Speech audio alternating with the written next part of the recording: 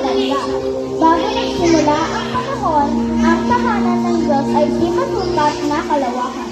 Naging malungkutin ang Diyos sapagkat wala siyang makita at marinig. Ang araw ay sumisikat, maliwanag na parang ginto at ang langit ay napapaluluhian ng mapuputing ulan. Sa malayo ay nakapiling ang buwang kabilugan. Samantalang kukutip-kutitap ang libang mga bituin. Iangat ng Diyos ang kanyang kamay at ito'y isinurong pababa. Sa isang iglap ay nalalang ang mundo. Ang mga lantian ay kakahuyan ay sulibot. Pati mga damo.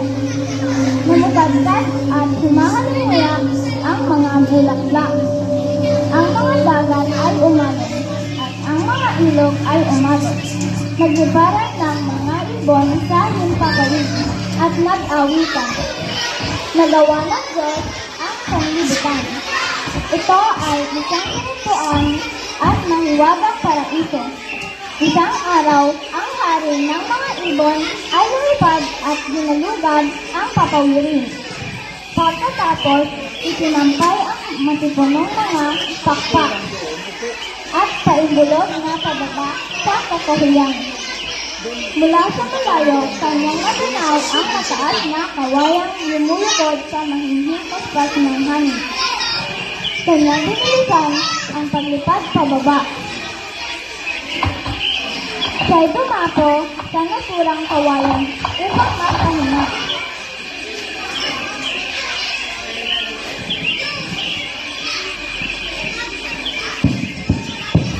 Nadama niya ang maririing katok na nagmumula sa loob ng kawayan.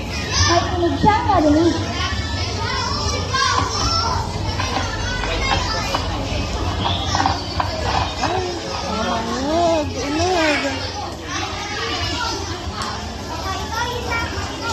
Sinamaya-maya may butiking gumapang na paitaas sa kawayan. Ang ibon kalibhas ay gutom. Ito'y sinapang ngunit hindi kahuli. Buong lakas na tinaktok ulit ng ibon ang kawayan. Nabiyak ang kawayan. Isang makisig na lalaki ang umaba.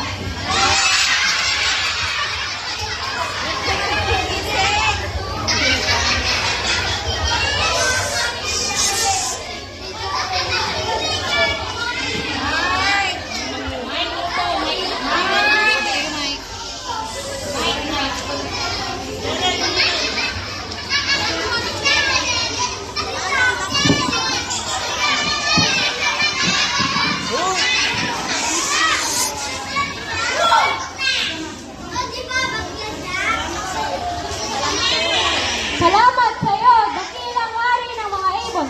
Ako'y sumalakas. Tuktukin mo muli ang kawayan. Iyong palabasin ang aking asawa. Sinuktok ng hari ng mga ibon ang isa pang kawayan. Isang mahinhin at magandang babae ang lumabas.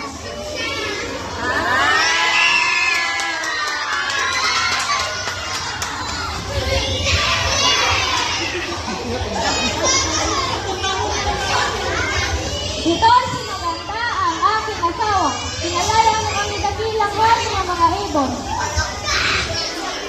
Magiging kasama ka namin habang buhay. Hali kayo, sumakay kayo sa aking bagis. Kayo'y dadalhin ko at ipapakita ko ang lupang hinirap. Dahil kayo manila. Sinamalakas at maganda ay dinala sa mga pulong gantian at kumikinang sa sikat ng araw. Ang mga ito'y tulad ng sinuhod na pintas ng isang mahalagang hiyas. Dito sa mga pulong ito, perlas ang dagat silangan.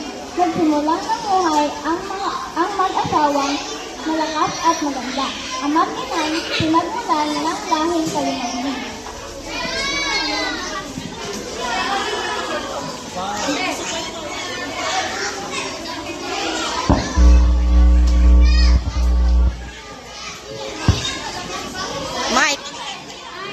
Mike down.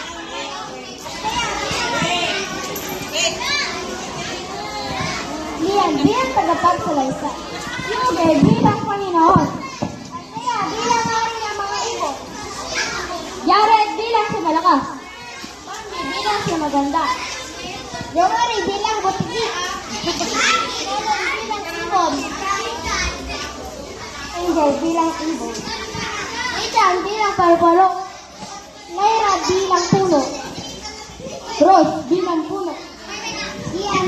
Kian bilang puno. Atom bilang puno.